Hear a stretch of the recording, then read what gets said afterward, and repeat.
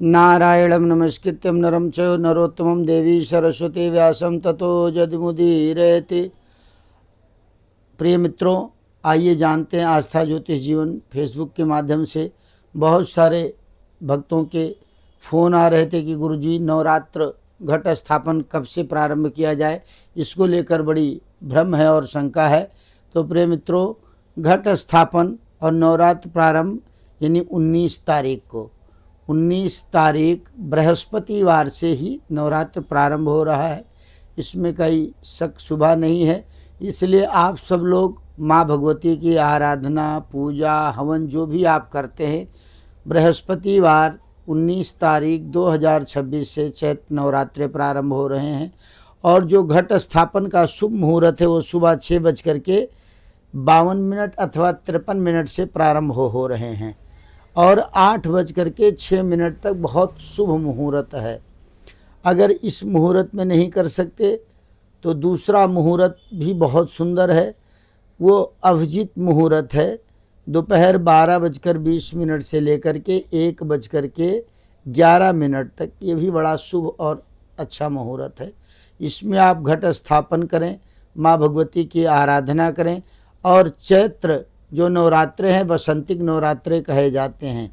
ये चैत्र नवरात्रे हमारे नूतन वर्ष के लिए होते हैं, हमारा नया वर्ष प्रारंभ हो जाता है। इसलिए घर पर ध्वज लगाना चाहिए, घर में आम का पल्लो दरवाजे में बांधना चाहिए और लाल कपड़ा बिछाकर चौकी के ऊपर माँ भगवती की प्रतिमा मूर्ति को विराजमान करना चाहिए। ये ध्यान रखें कि जो कलश रखें उसका नारियल का मुख किसके तरफ हो। बड़ा विशेष, आपका जीवन बदल जाएगा। आप याद करेंगे कि किस तरफ, जब आप कलश रखें तो नारियल का मुख बिल्कुल आपकी तरफ होना चाहिए।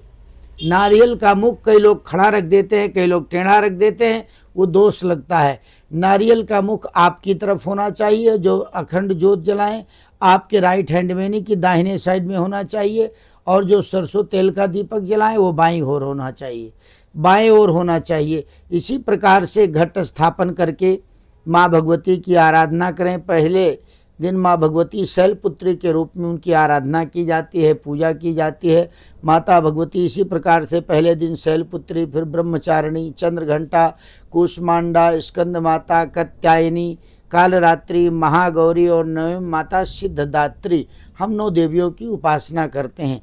तो इसलिए सब संशय वहम से दूर होकर के कल ही यानी कि बृहस्पतिवार 2026 को ही नवरात्रे घट स्थापन और पूजन प्रारंभ होंगे। आम का पल्लो जरूर रखें। नारियल और कलश में क्या डालें, एक मिट्टी का घड़ा लें अथवा तांबा, पीतल, सोना, चांदी कोई भी कलश ले सकते हैं। तांबे का ले लें, पीतल का ले लें, लेकिन लोहे का कलश नहीं लेना चाहिए, उससे दरिद्रता आती है। अगर आप नहीं ले सकते तो मिट्टी का कलश लें, उसके गले में मोली बांधें स्वास्तिक का चिन्ह बना करके, और उसमें एक लौंग, एक सुपारी, एक इलायची, सप्तमृतिका उस पर डालें। ऊपर जौ अथवा चावल रखें, जब उसके ऊपर आम का पत्ता रख करके, और फिर नारियल पूर्ण पात्र जो पूर्ण फल कहा जाता है वो रखें। उसके ऊपर माला पहनाएं, जनेऊ पहनाएं। उसके कलश के अंदर सिक्का जरूर डालें, सप्तमित्रिका डालें और यमुना की रेत लेकर के डालें। ये सब यदि आप करेंगे, अखंड दीप जलाएं, ध्यान रखें कि वो खंडित ना हो। और इस प्रकार से माँ भगवती की उपासना करेंगे। माँ भगवती को गुड़हल का फूल बहुत प्रिय है, उनको चढ़ाएंगे तो आपको बहुत विशेष फल होगा। और पहले दिन माँ भगवती को अनार का फल चढ़ाएं, बहुत आपको लाभ होगा। दूसरा, खोए से बनी मिठाई का माँ का भोग लगाएं। माँ भगवती आपके घर में, परिवार में आनंद और मंगल करेगी। जय माता दी।